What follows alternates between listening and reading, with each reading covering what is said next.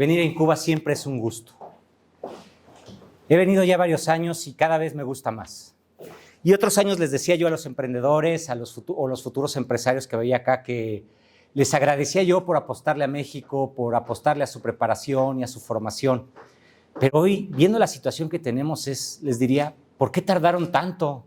Debieron estar aquí hace unos años. México ya los necesita listos, pero qué bueno que están empezando hoy. Sobre los retos que vienen para el próximo año, para los empresarios y los emprendedores, estuve investigando y creo que hay unos que son muy claros y que todos podemos ir viendo o analizando de manera muy superficial. Ya habrá tiempo para cada uno de ustedes ir yendo más profundo en ellos. El primero, y que todos hemos escuchado de él y los hemos padecido en mayor o menor medida, es el de crisis de suministros. Es increíble que en pleno siglo XXI no podamos vender coches, no podamos vender laptops, no podamos vender tablets, porque falta un chip que hace China, y China tiene sus casi no nos los puede entregar porque los va a usar para sí mismo.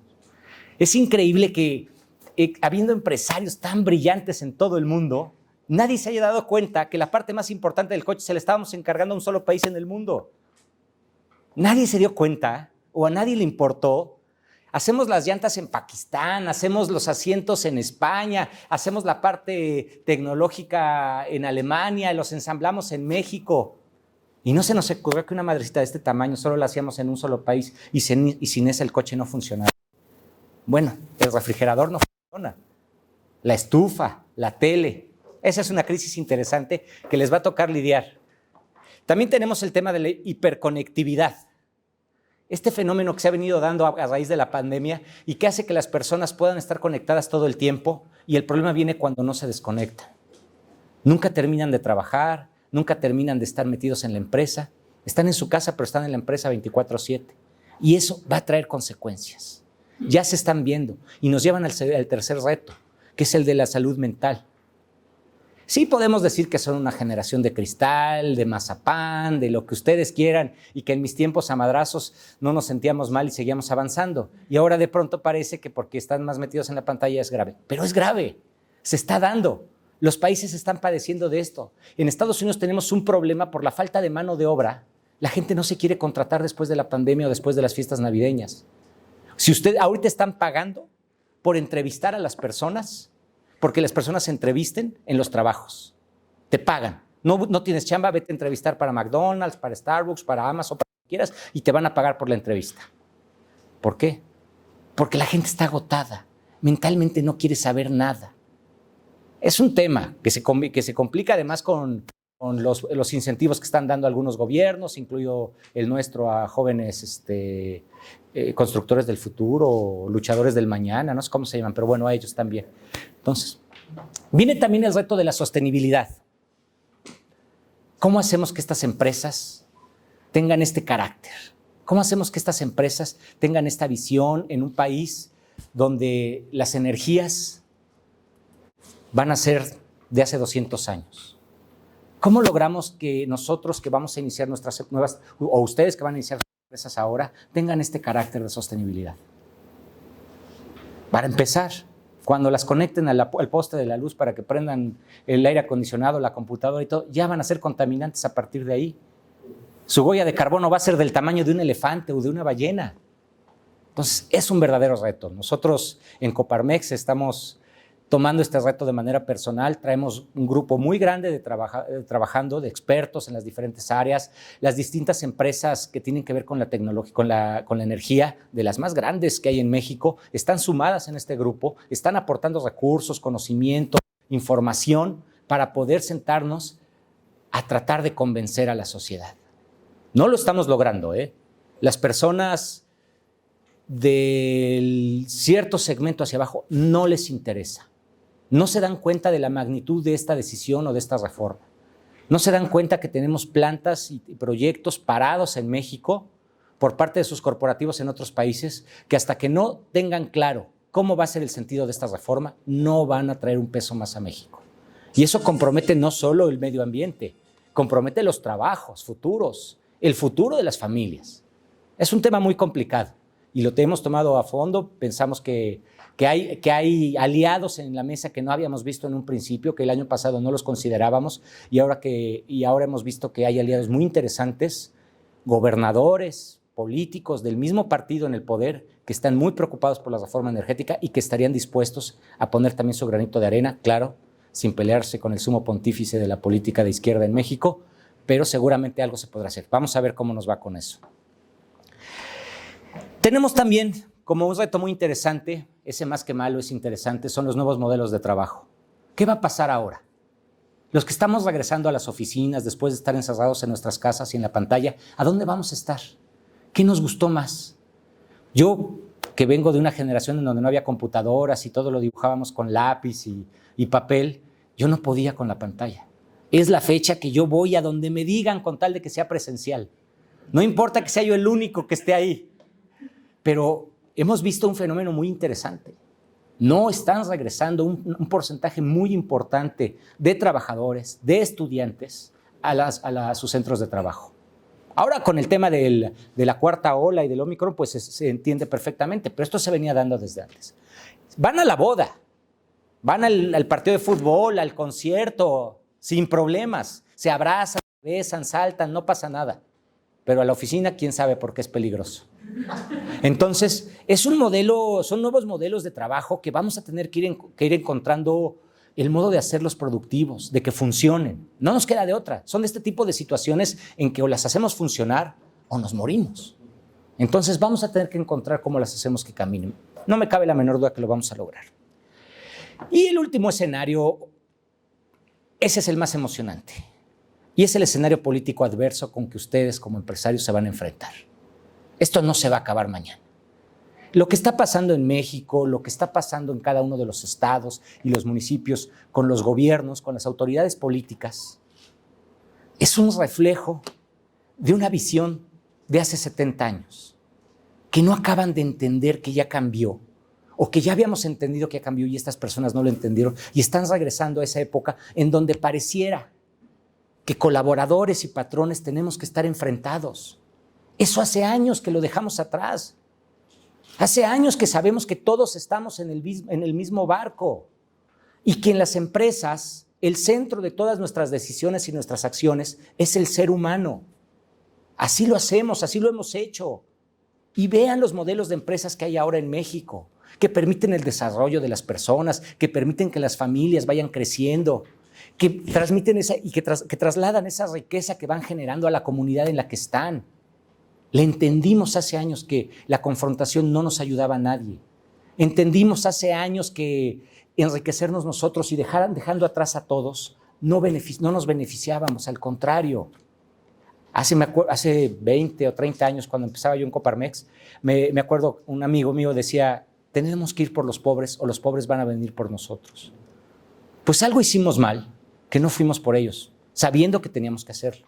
Mejoramos algunas cosas, cambiamos el modelo y todo, pero nos faltó. Y ahora nos está alcanzando el destino. Entonces, esto ha sido el alimento, ha sido la energía, la gasolina que han usado políticos toda la vida, pero más en esta última generación, para aprovecharse de ellos. El tema de la pobreza se ha convertido en un proyecto clientelar para la política. No necesitan sacar a los pobres de la pobreza. Necesitan mantenerlos pobres e ignorantes para poder usarlos en su beneficio. Y no es un tema de la iniciativa privada. La iniciativa privada nos interesa que todos crezcamos. En la medida que tengamos colaboradores más felices, más capaces, más satisfechos, más integrados, mejor nos irá a todos.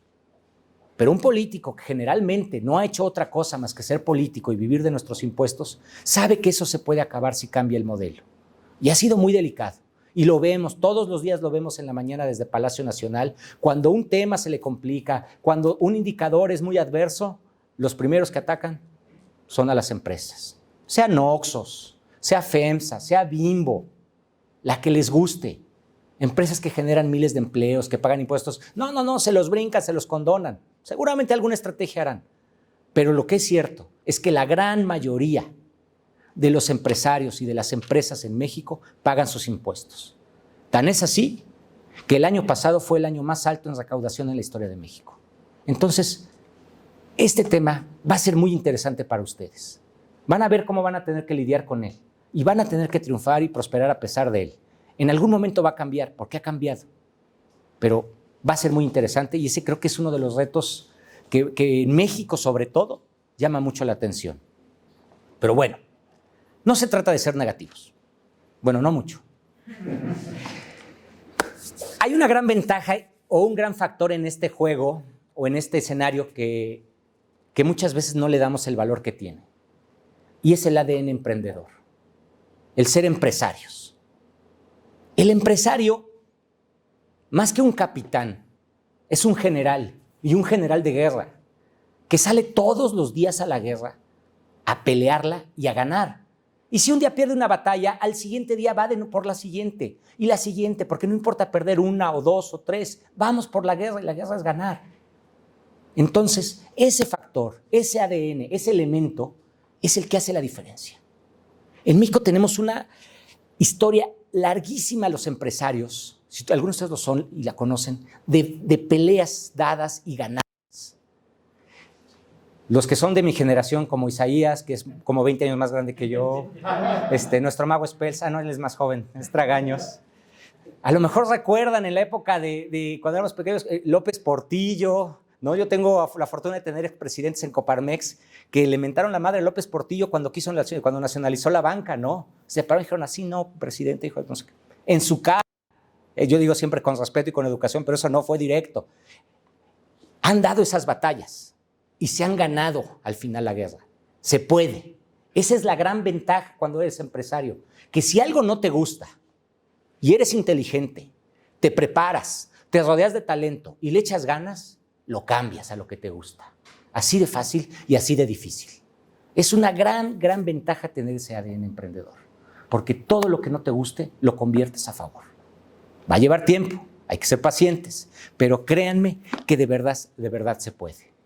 Entonces, ustedes ya están aquí, muchos de ustedes ya tienen sus propios proyectos emprendedores, algunos van a iniciarlo. Recuerden también que un emprendedor no solamente emprende en su propia empresa. El intrapreneur es uno de los elementos más valiosos en todo el ecosistema emprendedor, porque llega a una empresa que ya funciona y la transforma y la lleva al siguiente nivel o la rescata. Entonces también son emprendedores. Piensen en los emprendedores y en los empresarios como agentes de cambio. Aquellas personas que hacen que las cosas que no están siendo como deben de ser, se conviertan en lo que deben de ser. Ustedes tienen que convertirse en esos agentes de cambio. Cada uno desde su trinchera, desde el aula, desde su negocio, desde el negocio de alguien más, desde un puesto de trabajo, ustedes como estudiantes, pero son agentes de cambio. ¿No les gusta lo que están viendo? ¿No les gusta lo que escuchan todas las mañanas? ¿No les gusta la situación que hay en las afueras de la ciudad? La solución es bien sencilla. Cámbienlo. Y se puede porque se ha hecho. Investiguen, vayan hacia atrás en la historia y van a ver los cambios tan profundos que ha habido en este país. En la democracia, en el manejo de las empresas, en la relación entre los colaboradores y los patrones. Hace 3 meses logramos un acuerdo único para el aumento del salario mínimo general, que por primera vez en la historia pone ese indicador arriba de la línea de bienestar general. Hoy en día, si en una familia si seguimos en esa línea para 2024, en una familia de 4 personas, donde 2 ganan el salario mínimo, van a tener satisfechas sus necesidades básicas, sus necesidades de salud, de vivienda y de transporte. Ese es el camino. Y eso se logra unidos, la iniciativa privada, los trabajadores y el gobierno. O sea, que sí se puede cambiar las cosas. Bueno, hasta aquí llego. Les agradezco mucho. Échenle muchas ganas. Los necesitamos urgentemente. Necesitamos el relevo generacional. Yo veo a Isaías muy cansado. Lo veo ya que ya viene ahí cojeando como el caballo blanco y todo. Necesitamos relevo generacional. Contamos con ustedes. Tienen que crear empresas. Tienen que crear buenas empresas. Empresas altamente productivas, socialmente responsables y profundamente humanas. Contamos con ustedes. Muchas gracias.